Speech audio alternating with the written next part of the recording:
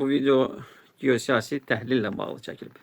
Son zamanlar İran, Amerika Birləşmiş Ştatları cəbhəsində baş verən hadisələrlə məlumdur ki, hələ qısa müddətli atəşkəsdir və danışıqlar Pakistanda gedirdi.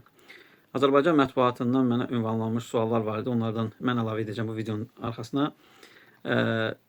Söylürdülər ki, Pakistanda danışıqlar nə kimi nəticə verəcək. Mən orada öz müsahibəmdə qeyd etmişdim ki, Pakistandakı danışıqlar son nəticəyə gəlinməyəcək orada. Niyə? Çünki Pakistan hər nə qədər regionda böyük mühüm nüfuza malik olsa da, Pakistan Qərbin müttəfiqlərindən bir ölkədir və İran hər nə qədər Pakistana bir müsəlman ölkəsi kimi müəyyən dərəcədə etibar etsə də, hər halda Pakistan siyasi elitasında, hərbi elitasında Qərbin təsiri güclü olduğuna görə Pakistanda razılığın əldə edilməsi çətin olacaq.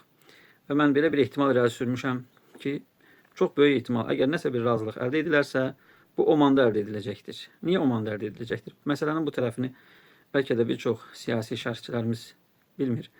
Oman ideoloji baxımdan da orta bir ölkədir. Yəni Omanın rəsmi ideoloji xətti ibadilikdir. Yəni Oman nə sünnüdür, nə də şiədir.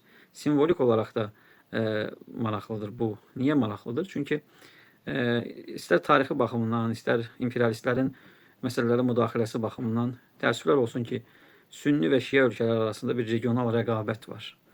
Təəssüflər olsun ki, belə bir regional rəqabət var və hər biri qarşılıqlı olaraq bir-birini məzhəbçilikdə ittiham edirlər və qarşılıqlı olaraq bir-birini müəyyən cinayətlərdə ittiham edirlər. Məsələn, sünni dünyasında İranın Suriyada baş verən hadisələrdə və xüsusilə qətliamlarda rol oynadığı qabardılır. Şiə dünyasında isə Yəməndə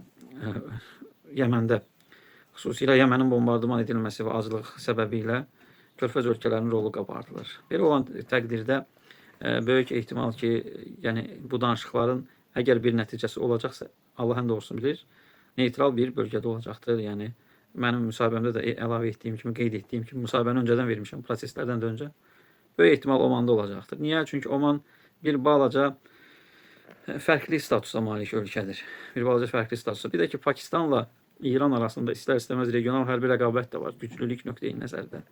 Pakistan yeganə atom bombasına malik olan, nüvə silahına malik olan müsəlman ölkəsi kimi səciyyələnir. Amma İran belə bir silaha malik deyil və istər-istəməz ikinci bir ölkənin də əgər nüvə silahı əldə etmə ehtimalı varsa, bu bir balaca da siyasi rəqabət deməkdir. Yəni bir qarşılıqlı qısqanclıq deməkdir. Yaşayaq görək.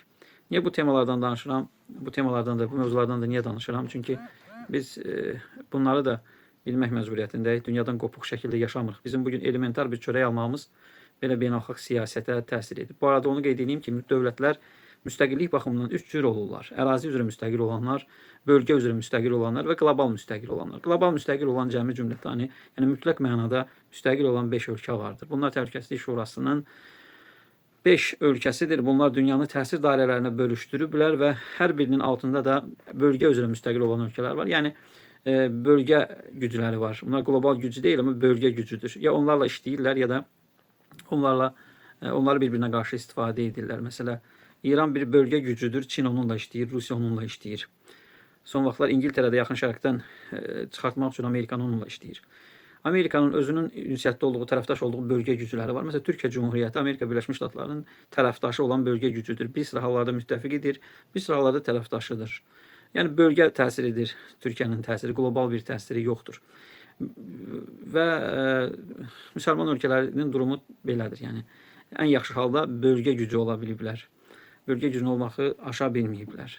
Hansısa özünün qlobal gücü olan tərəfdaşı ilə müttəfiq ilə işləyib qlobal güc olmaq istəyirlər. Bu başqa məsələ. Bir də var ərazi müstəqil olan ölkələr. Yəni öz daxilində müstəqillik verilib onlara, amma onlar nə bölgədə, nə dünyada bir təsirə malik deyildir. Azərbaycan bugün Cənubi Qafqazda və müəyyən dərəcədə regionda bölgə gücü kimi çıxış edir və çıxış etmək potensialına malikdir. Ona görə Azərbaycan da öz təsirini gücləndirmək üçün, qüvvələnmək üçün bu siyasi şeyləri, bu siyasi prosesləri izləməlidir. Bax belə əziz dostlar.